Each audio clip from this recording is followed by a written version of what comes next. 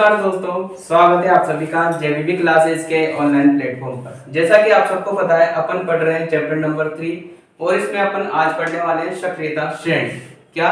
सक्रियता श्रेणी। जैसा कि मैं पिछले वीडियो में भी चर्चा कर चुका हूं कि सक्रियता श्रेणी अपन को सीखनी पड़ेगी।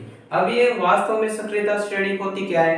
अपन जानते हैं कि प्रकृति में विभिन्न प्रकार के तत्व पाए जाते हैं और उनकी क्रियाशीलताएं अलग अलग होती है। ठीक है ना, अलग अलग होती है, ये अपन सब जानते हैं कि कोई तो कम क्रियाशील होता है, कोई ज्यादा क्रियाशील होता है। क्रियाशीलता से क्या मतलब है कि वो कितनी तेजी से रिएक्शन करता है या फिर रिएक्शन नहीं करता या फिर बहुत धीमी गति से रिएक्शन करता है, तो ये होती है क्रियाशीलता।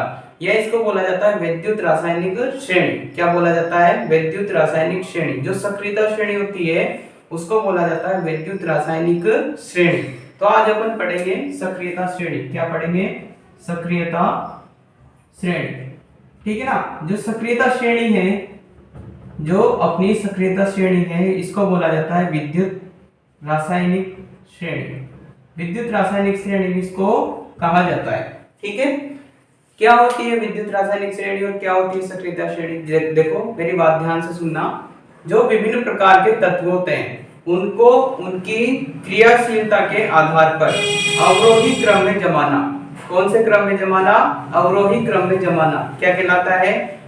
सक्रियता श्रेणी कहलाता है। जैसे अपन अवरोही क्रम में जमाएंगे तो एक सीरीज बनेगी अपने पास। ठीक है ना, पहले सबसे ज्यादा क्रियाशील, फिर कम, फिर उससे कम, फिर उससे कम, फिर सबसे कम क्रियाशील। तो एक प्रकार की एक सीरीज बन जाती है, जो श्रेणी बन जाती है, उसे बोलते हैं सक्रियता श्रेणी या फिर वैद्युत रासायनिक श्रेणी।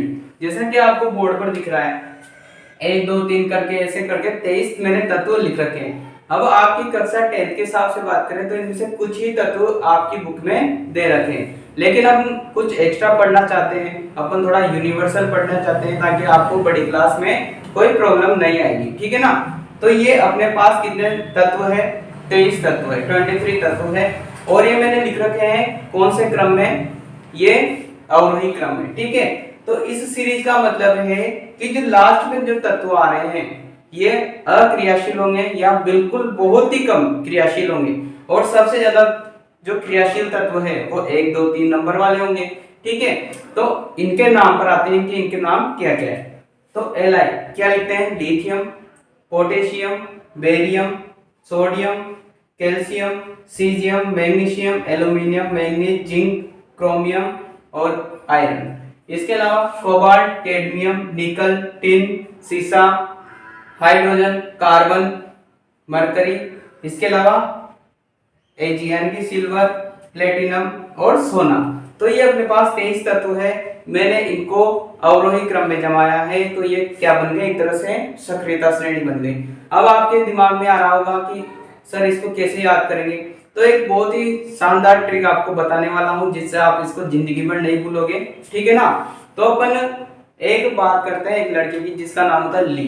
क्या नाम होता है? ली। अब उसकी शादी हो रही है तो उसके पिताजी क्या मांगते हैं? दहेज मांगते हैं। तो उसी प्रकार इसमें अपन बात करेंगे। देखो, इससे बन जाएगा ली। ठीक है ना। ली के बाप ने काका से मांगी अलमारी, मनी, जमीन, कार, फ्रिज, कूलर, सीडी, नहीं तो शादी पोस्टपोन्ड है। और शादी पोस्टपोन्ड है तो क्या पड़ेगा? छापा पड़ेगा, यानी CHAPA। क्या पड़ेगा? छापा। तो मैं ट्रिक लिख देता हूं आपको, आप भी नोट करते रहना। ली, ठीक है, के बाप ने काका से मांगी, क्या क्या मांगा? अलमारी। क्या क्या मांगा था दहेज में? अलमारी, मनी, जमीन, इसके अलावा कार, इसके अलावा फ्रिज भी मांग लिया। देखो, इसके अलावा कूलर भी मांग लिया, इसके अलावा सीडी भी मांग ली। ठीक है। नहीं तो अगर ये सब चीजें नहीं देंगे तो क्या कर देंगे?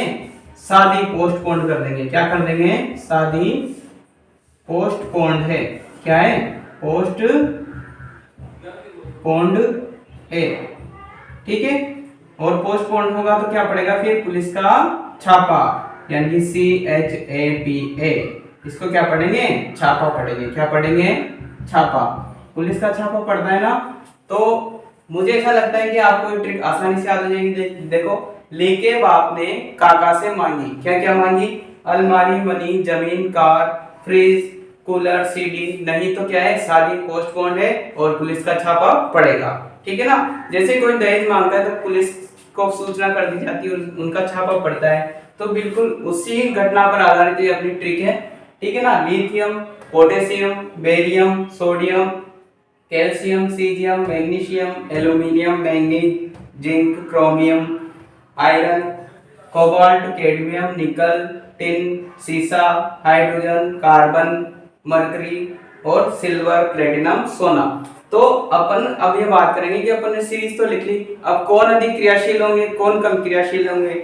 जैसे ही अपन इधर से नीचे जा रहे हैं, ठीक है, तो क्रियाशीलता क्या हो रही है? घट रही है। क्या हो रही है? क्रियाशीलता घट रही है।